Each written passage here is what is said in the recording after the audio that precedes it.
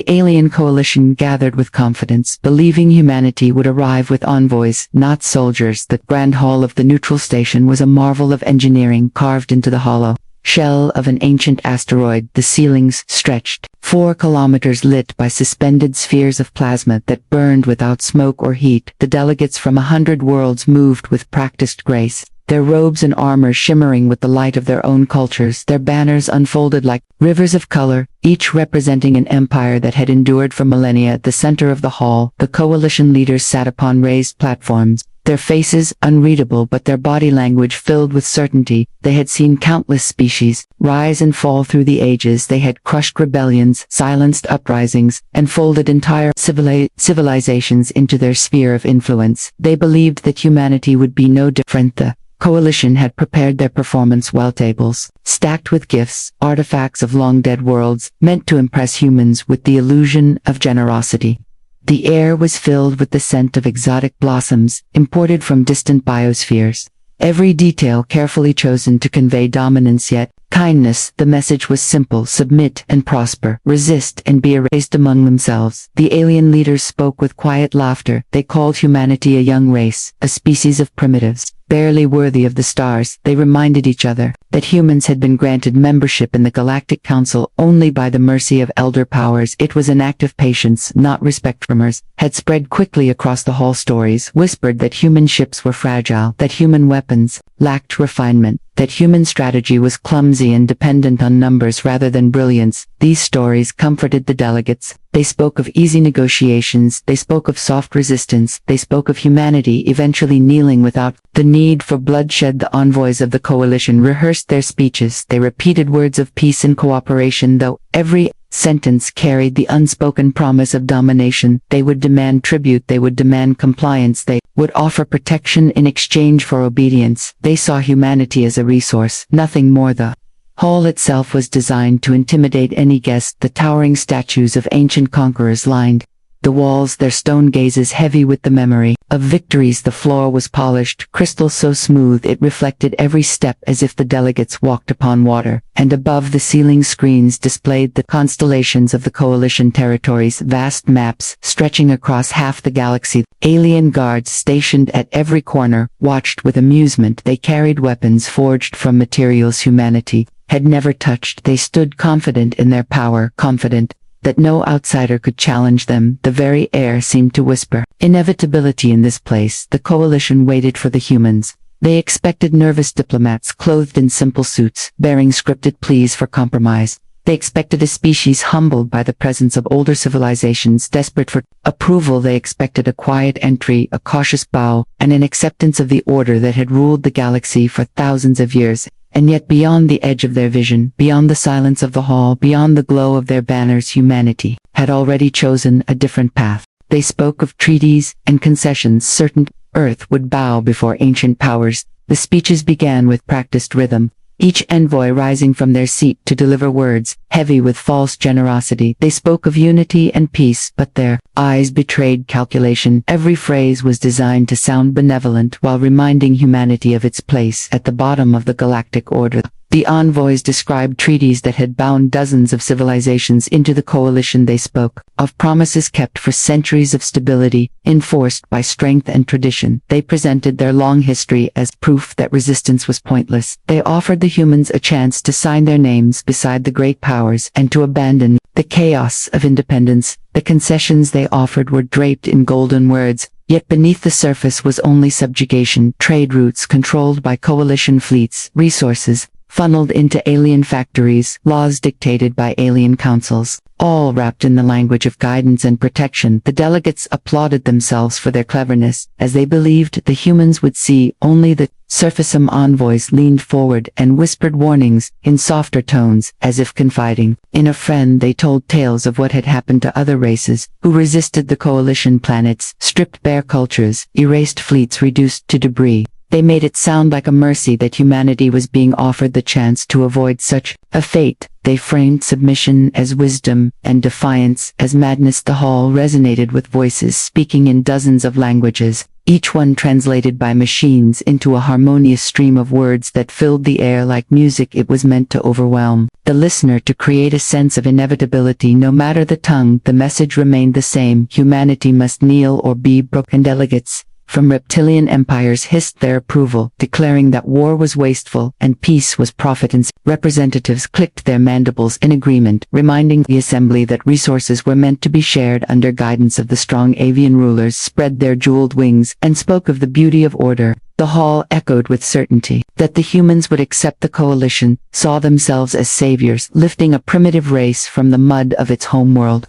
They believed Earth could not survive without their structure, without their oversight. They framed humanity as reckless, emotional, and dangerously ambitious, all flaws that needed to be restrained for the sake of galactic stability. Yet, despite the grandeur of their words, there lingered arrogance in every sentence. They rarely spoke to humanity as equals. They addressed them as children who had wandered too far into the forest, as pets who needed collars, as newcomers who should be grateful for scraps from an ancient table. The envoys congratulated themselves even before an answer was given. They toasted with crystal cups filled with glowing nectar, confident that history was about to repeat itself once more. Another species folded into their ranks, another voice silenced beneath the harmony of enforced peace. But far beyond the ornate walls of the station, beyond the polished marble floors, beyond the carefully arranged illusions of generosity, a different song was being written in secret, one of fire and steel and unbroken will. Human delegates listened in silence, recording every word but offering no promises. The human representatives sat at the edge of the great hall, dressed not in ornate robes or gilded armor, but in simple uniforms, dark fabric trimmed with a small emblem of Earth. Their presence was a quiet defiance, a reminder that they had come not to display wealth or to bow to tradition, but to observe. They carried small devices in their hands, machines that recorded every word, every gesture, every subtle shift of tone. Their eyes moved slowly across the assembly, their expressions unreadable.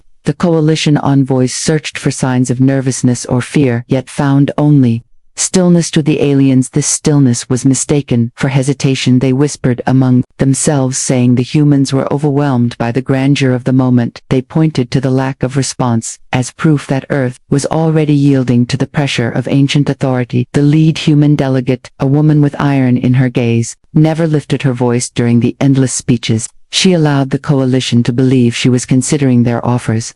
Carefully, she allowed them to think their words were shaping her decision, but in truth, she was measuring every one of them, weighing their arrogance against the hidden strength of her people behind her. Quiet eyes lay knowledge that the coalition did not yet suspect. She had read the intelligence reports. She had seen the fleets gathering in the shadows. She knew that the words spoken here were nothing more than a mask hiding blades that would soon be drawn. The other human delegates mirrored her calm, their posture upright, their faces disciplined. They nodded politely when required. They gave no hint of approval, and no hint of defiance. They created a silence that unsettled some of the younger envoys, who had expected pleading or protest. Yet still, the elder powers laughed at human restraint, calling it shyness. The hall seemed to grow louder with every passing hour, voices rising, promises layered with threats, applause echoing from every corner. The humans sat unmoved, their silence itself becoming a weapon, as the coalition mistook it for weakness. One alien delegate, an elder, with skin like polished stone, leaned across the table and spoke directly to the humans. He told them that resistance would bring ruin, that their fleets would burn, that their cities would fall. The translation device carried his words clearly across the chamber, but the human woman only blinked once and made a note in her recorder. She offered no reply. This composure unnerved some of the guards stationed near the walls. They whispered among themselves that perhaps the humans were not as simple as the council believed. Yet their commanders silenced them, reminding them that humanity was young, untested, and destined to kneel like all the others. Through it all, the humans remained patient. They gave the coalition every opportunity to reveal their pride, every chance to expose the arrogance that blinded them. Each word spoken was carefully filed away, each gesture carefully analyzed. The humans were not overwhelmed, they were studying. And when the speeches finally ended and the hall echoed with self-congratulation, the humans rose, only briefly bowed with formality, and departed without a single promise. The coalition smiled, believing victory was near, while the humans walked away knowing the true game had already begun. Behind the quiet faces, Earth had already chosen, not negotiation, but preparation. Far from the halls of the neutral station on the surface of Earth, The decision had been made weeks before the delegation departed. The Council of Nations had gathered in a chamber buried deep beneath the mountains, where walls of steel and stone shielded every word from prying signals. Here, the leaders of humanity spoke with urgency and with resolve. They knew the coalition had not come offering peace. They had studied the fate of other civilizations who once trusted alien promises. They had seen the ruins of worlds stripped of their resources, their skies blackened with the smoke of burning cities, their people reduced to servants. Humanity had listened carefully to the stories of survivors who whispered of betrayal and conquest hidden beneath banners of unity. The Council did not argue whether the coalition could be trusted. The answer was already clear. The only question was how humanity would respond. Some called for delay, for secret diplomacy, for buying time with polite words. Others argued that hesitation would only invite weakness, and weakness would invite annihilation. The debate raged until the final vote was cast by the narrowest of margins. The Council agreed humanity would not kneel. Humanity would prepare. Factories that once built civilian craft were converted to produce war machines. Assembly lines churned day and night, forging weapons heavier and stronger than anything Earth had fielded before. Miners tore into the crust of the planet, pulling rare metals from the ground, while orbital platforms processed them into armor-plating. Shipyards expanded their reach into the void, and dockyards filled with the thunder of construction across the planet. Scientists worked without rest. Engineers designed new drives faster than anything in human history. Tacticians modeled alien strategies on glowing walls of data, and generals studied every recorded battle fought by the coalition. Their conclusion was harsh but clear: humanity could not outlast the coalition in numbers, but it could outthink them, and it could strike harder than they expected. Recruitment surged as citizens volunteered by the millions. Entire generations rose with a single purpose: to defend their world, to ensure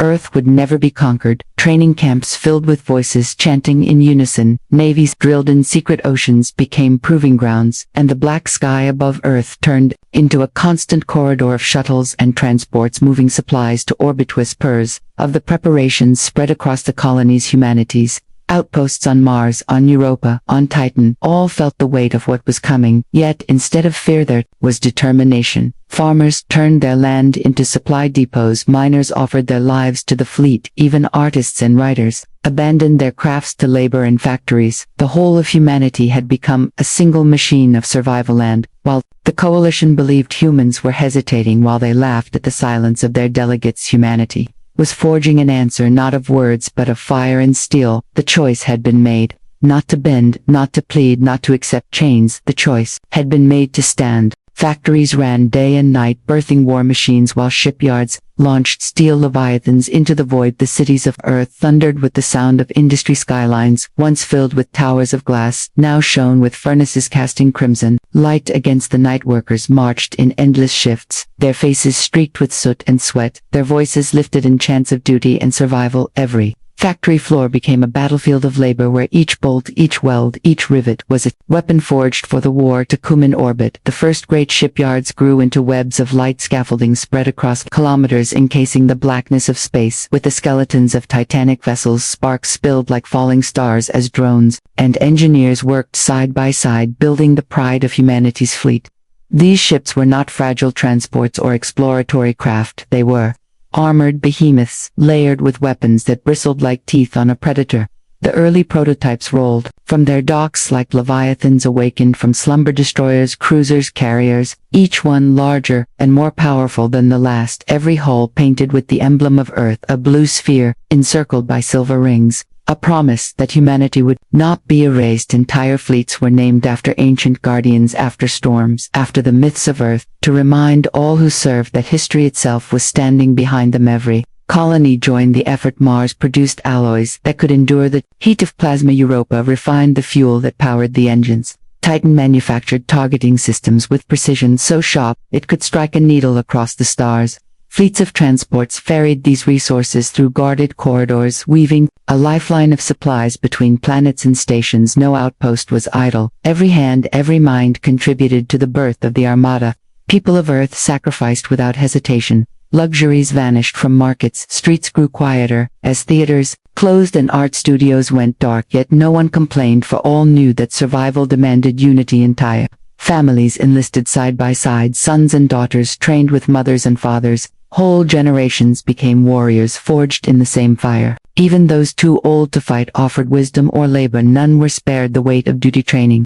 Fields stretched across continents. Recruits learned to march to fire to pilot machines of war. The oceans became proving grounds for submarine fleets. That simulated space combat mountains echoed with artillery test skies, thundered with new fighters slicing through clouds before rising beyond the atmosphere. Soldiers hardened themselves in brutal exercises not to conquer but to endure, and to endure was to win above it all. The shipyards never slept. Each week new vessels rolled into the stars, their engines lighting the void with the glow of defiance. The coalition could not yet see them, but the network of spies whispered that humanity was building more than defenses. It was building a storm no power had expected from a young world barely known to the galaxy. And as the first completed fleets assembled in low orbit, their shadows stretched across the earth below, casting night where there should have been day, a reminder that humanity had chosen its future, not with ink upon treaties, but with fire upon steel. The aliens laughed at human hesitation, unaware that hesitation was the mask of determination. Across the halls of the neutral station,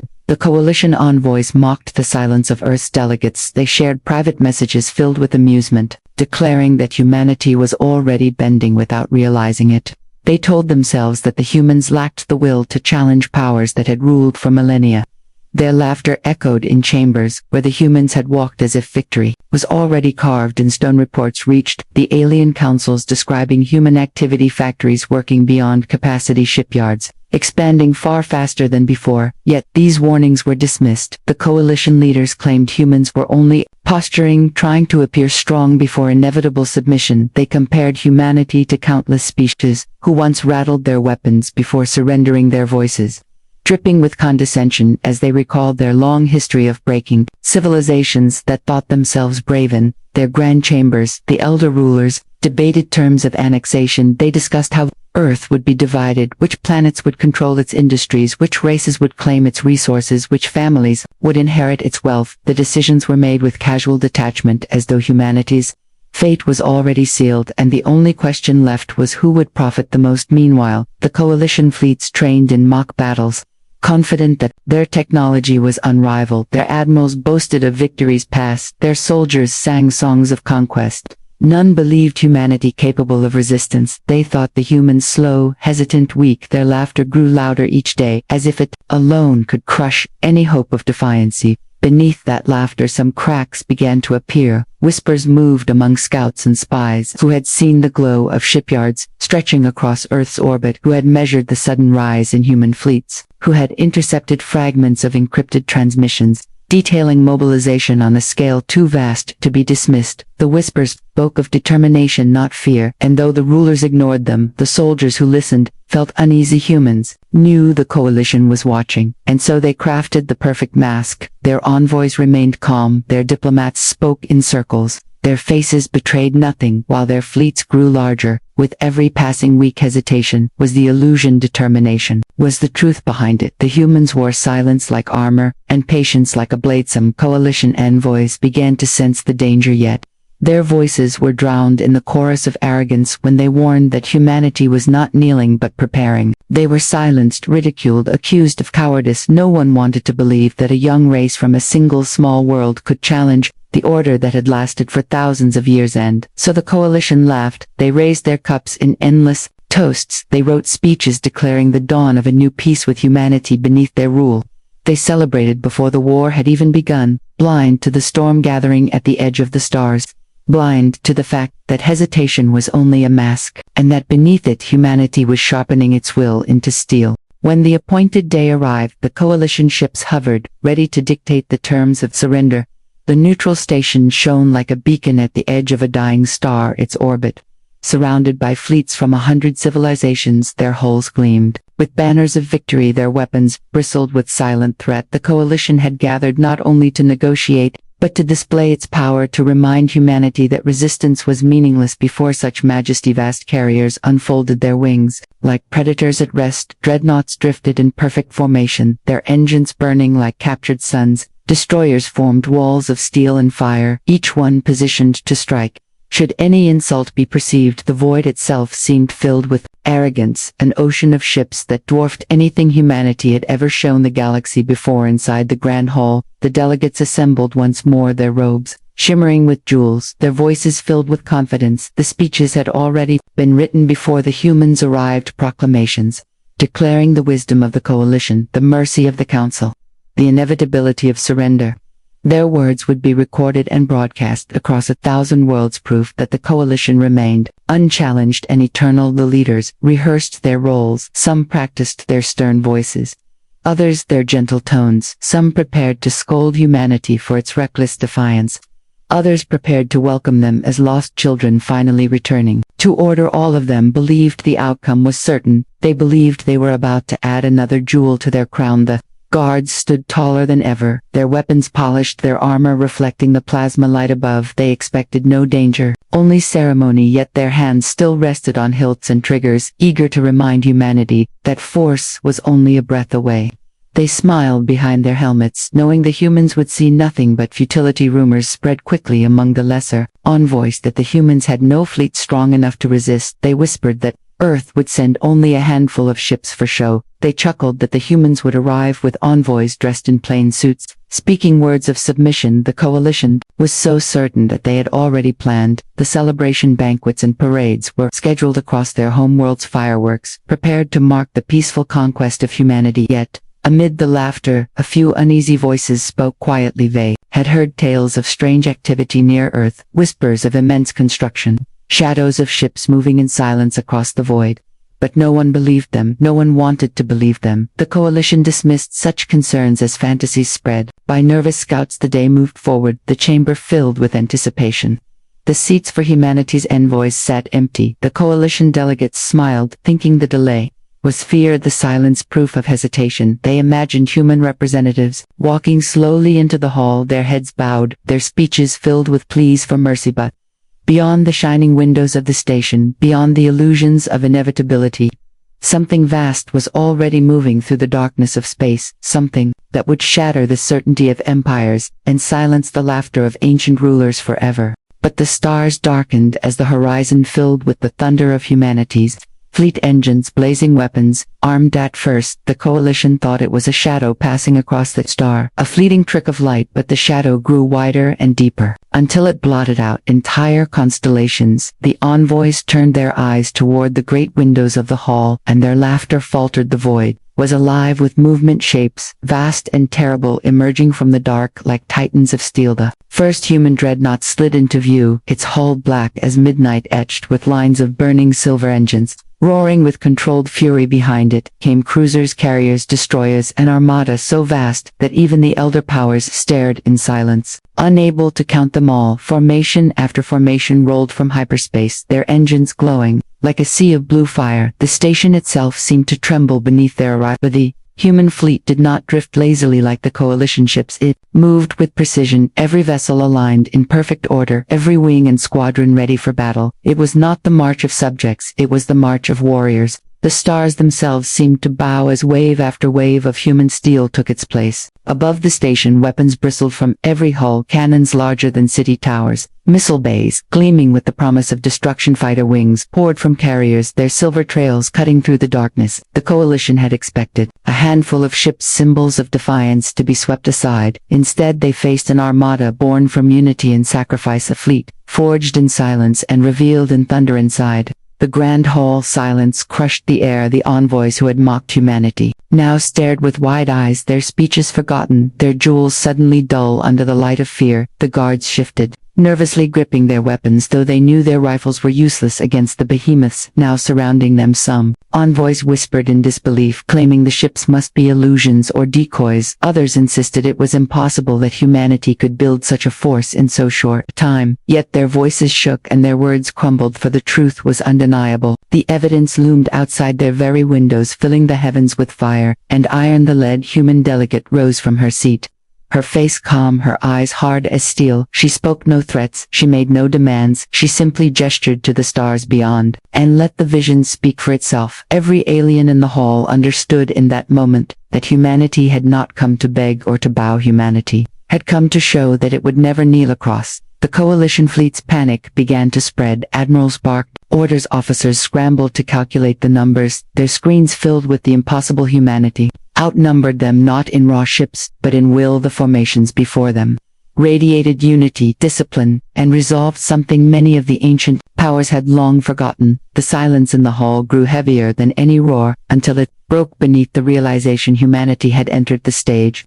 not as a petitioner but as a power the galaxy could no longer ignore. The galaxy realized too late that humanity would not plead for mercy, it would fight for its place among the stars. In the silence that followed the arrival of the human fleet, the weight of revelation crashed upon the coalition like a tidal wave. Centuries of certainty shattered in a single heartbeat. All the speeches, carefully written, all the threats, carefully rehearsed, all the arrogance, carefully nurtured, dissolved into dust. The delegates, who had laughed now, sat frozen, their mouths open, but no words formed, their voices drowned by the roar of engines that shook the void outside them.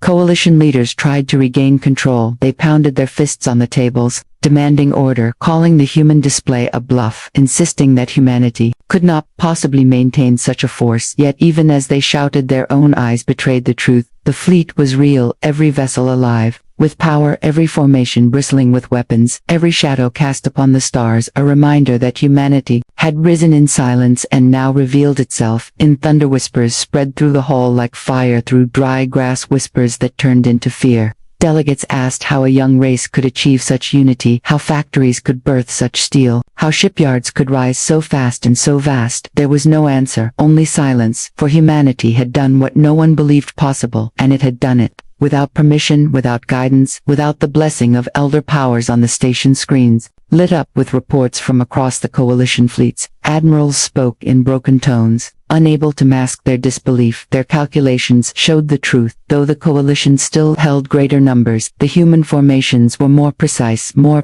disciplined, more ready than any force they had faced in centuries. And beyond numbers, there was something greater, a determination that could not be measured by machines or charts. The lead human delegate stood before the assembly, her presence unshaken, her voice steady. She declared not threats but truths. Humanity would not be ruled, humanity would not surrender, humanity would carve its own path among the stars, and those who sought to chain it would find only resistance. The words were simple, but they carried the weight of billions behind them. A chorus of voices united in a single will. Some envoys tried to protest, but their words faltered when they looked again through the vast windows where the horizon of stars was drowned in the silhouette of human steel. Dreadnoughts drifted like mountains, cruisers like rivers of metal carriers, releasing endless wings of fighters that blazed across the void. Humanity's silence had ended, and its answer was undeniable. For the first time in generations, the coalition felt fear, true fear, not of numbers or weapons, but of a species that refused to kneel, a species that had looked into the abyss of conquest and chosen to rise, a species that had been underestimated, mocked, dismissed, and now stood as a force that would shape the galaxy. The hall remained frozen long after the human delegate finished speaking, for every alien present knew the truth written across the stars. The galaxy would never again look at Earth as weak or hesitant. The galaxy had expected diplomacy, and found instead a power that would fight to the last breath for its place among the stars.